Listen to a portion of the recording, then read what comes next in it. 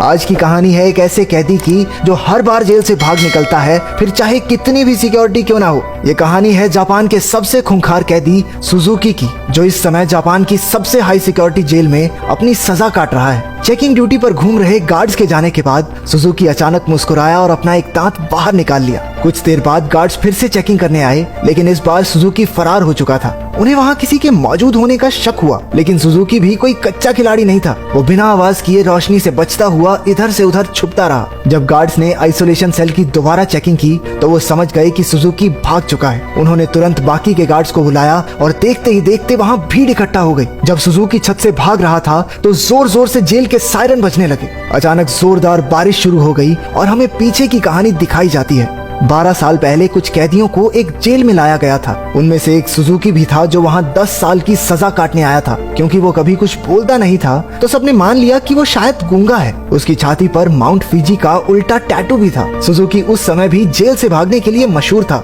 और अब तक 3 बार ऐसा कर चुका था। इसके बाद सुजुकी को एक छोटे से कमरे में लाया गया जहाँ सिर्फ एक रोशनदान था। उसने रोशनदान को ध्यान से देखा। उसके दिमाग में जरूर कुछ चल रहा था। बाहर गार्ड ने जेल के वार्डन मिस्टर कानीमुरा से कहा कि सुजुकी इस बार तो हरगिज नहीं भाग पाएगा, लेकिन जैसे ही उसने शीशे से देखा सुजुकी तो पहले ही गायब हो चुका था। वार्डन ने पूरे शहर को घेरने के ऑर्डर्स दिए ताकि सुजुकी किसी भी हालत में बच ना पाए, लेकिन गार्ड्स ने तो उसे 20 ही मिनट में पकड़ लिया। पता नहीं क्यों पर सुजुकी ट्रेन की पटरी पर सीधा भागता जा रहा था। इसके बाद उसे फिर से उसी कमरे में कैद कर दिया गया, लेकिन इस बार उसके हाथों में हथकड़ियां थी। जब एक गार्ड ने अंदर झांक कर देखा तो सुजुकी मुंह पर चादर ओढ़े सो रहा था। गुस्से में उसने सुजुकी को चादर हटाने को कहा क्योंकि वो कोई चांस नहीं लेना चाहते, लेकिन जब बार बार कहने पर भी उसने चादर नहीं हटाई तो गार्ड्स ने मिलकर उसकी बुरी तरह पिटाई की। अगली सुबह वार्डन ने सुजुकी के सारे पुराने रिकॉर्ड्स निकाले। ध्यान से पढ़ने पर उसे पता चला कि जब भी सुजुकी जेल से भागता है और वो ट्रेन की पटरी पर ही पकड़ा जाता है। रात को वार्डन गार्ड्स के साथ चेकिंग पर निकला। वो सुजुकी के सेल में पहुंचकर हैरान रह गए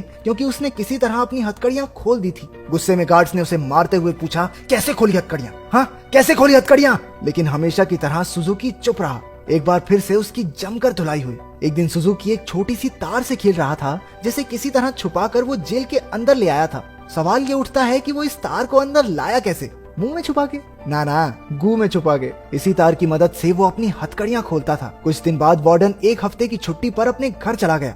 अब सुजुकी के पास भागने का बहुत अच्छा मौका था। उसने अपनी तार निकाली और ताला खोलने की कोशिश की। जल्द ही वहाँ एक गार्ड चेकिंग के लिए आ गया। उसने झांक कर देखा कि सुजुकी फिर से अपना मुंह ढककर सो रहा था, लेकिन इस बार गार्ड बिना कुछ कहे चला गया। लेकिन असलियत तो ये थी कि सुजुकी अंदर था ही नहीं। वो तो छिपकली बनकर छत से चिपका बैठा था। वो जेल से भागने के लिए सही मौके के इंतजार में था। गार्ड के जाने के बाद वो धीरे धीरे ऊपर तक पहुंच गया। उसने छत की एक खोखली जगह पर मुक्का मारा और वहाँ से भाग निकला। जब गार्ड्स को पता चला तो उन्होंने तुरंत सायरन बजा दिया। वार्डन को भी खबर पहुंचा दी गई और वो तुरंत जेल के लिए निकल गया। अगली सुबह पुलिस वाले सुजुकी को पकड़ने का प्लान बना रहे थे। तभी वार्डन भी वहां पहुंच गया। उसने कहा कि सारे प्लान छोड़कर सिर्फ एक टीम पास की ट्रेन की पटरियों पर भेज दो। ऑफिसर्स को भी लगा, अरे बूढ़ा हो गया वार्डन, दिमाग सटिया गया इसका, अरे वो पागल थोड़ी है, हर बार सेम जगह जाएगा। लेकिन जब वार्डन ने उन्हें विश्वास दिलाया कि उसे 100% भरोसा है कि सुजुकी वहीं मिलेगा, तो उन्होंने उसकी बात पर भरोसा करके टीम भेज दी और उसकी बात सच भी निकली। सुजुकी को एक बार फिर से ट्रेन की पटरियों पर पकड़ लिया गया।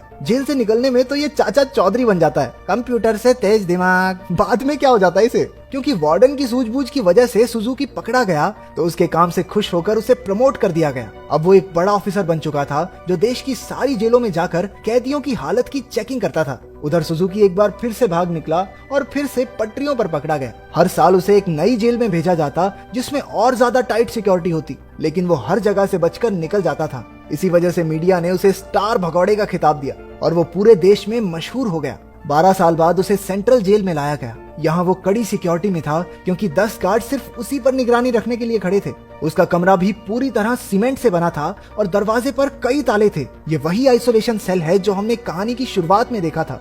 गार्ड्स के जाने के बाद सुजुकी ने चारों ओर नजर दौड़ाई। वो एक बार फिर से भागने की तैयारी में था। एक गार्ड ने खाना लाकर उसके सेल में रखा, लेकिन उसके जाने से पहले ही सुजुकी ने उसे पकड़कर हथकड़ी लगा दी। गार्ड ने तुरंत सीटी बजा दी जिससे कई और गार्ड्स वहां आ पहुंचे। उन्होंने मार मार कर उसकी बुरी हालत कर दी। होश आने पर सुजुकी ने दरवाजे से गार्ड्स को जाते देखा। उसके चेहरे से खून टपक कर लोहे की सलाखों पर गिर रहा था। अगली सुबह गार्ड्स ने उसकी हथकड़ियों पर कुछ और पेंच कस दिए ताकि इस बार वो उन्हें खोल ना पाए। जाने से पहले वो एक बार फिर से उसके शरीर की थोड़ी मेंटेनेंस करके गए।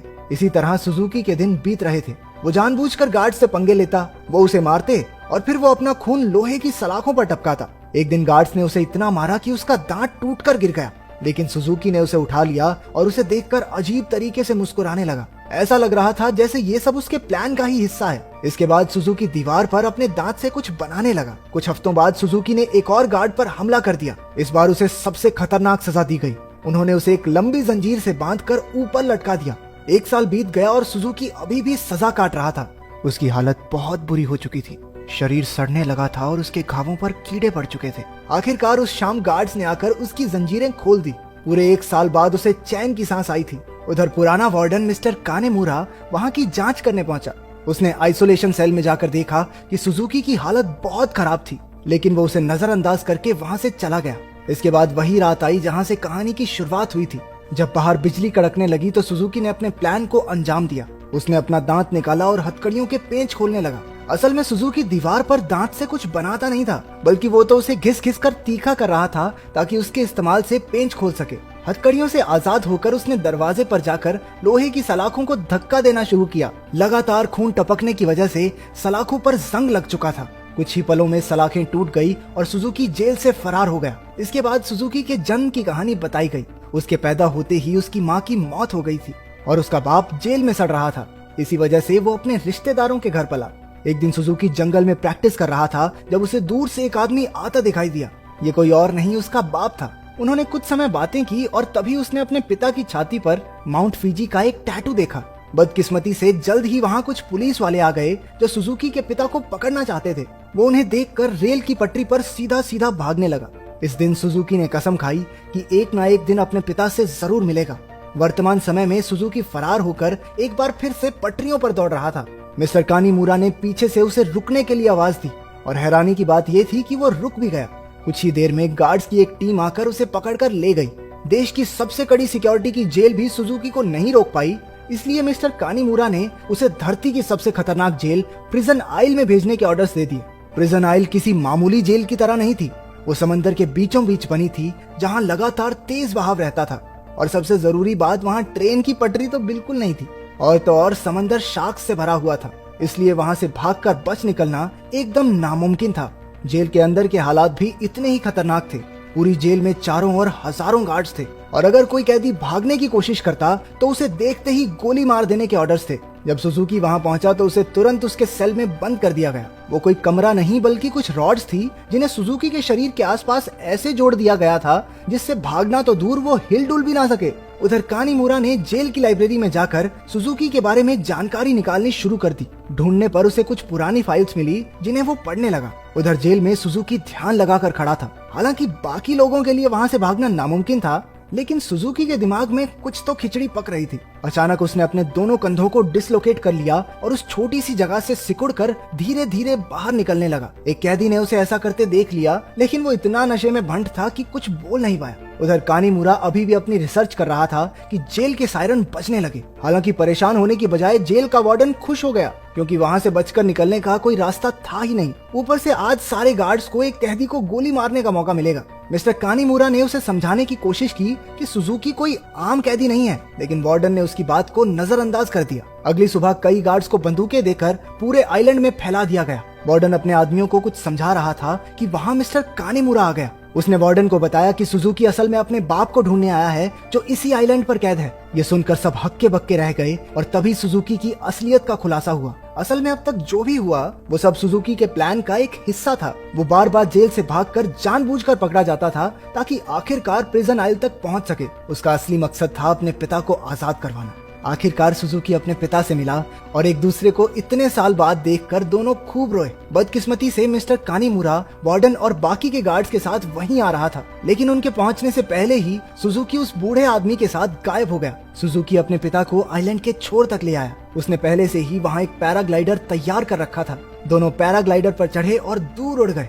दूसरी ओर मिस्टर कानीमुरा ने एक बूढ़े आदमी से बात करने की कोशिश की जो सुजुकी के पिता के साथ ही कैद था। तभी उसने माउंट फिजी का एक टैटू उस आदमी की छाती पर देखा, जिसका सीधा मतलब ये था कि इतने सालों की कड़ी मेहनत के बाद भी सुजुकी गलत आदमी को लेकर भाग गया। अब इससे बुरी किस्मत तो किसी की नहीं हो सकती।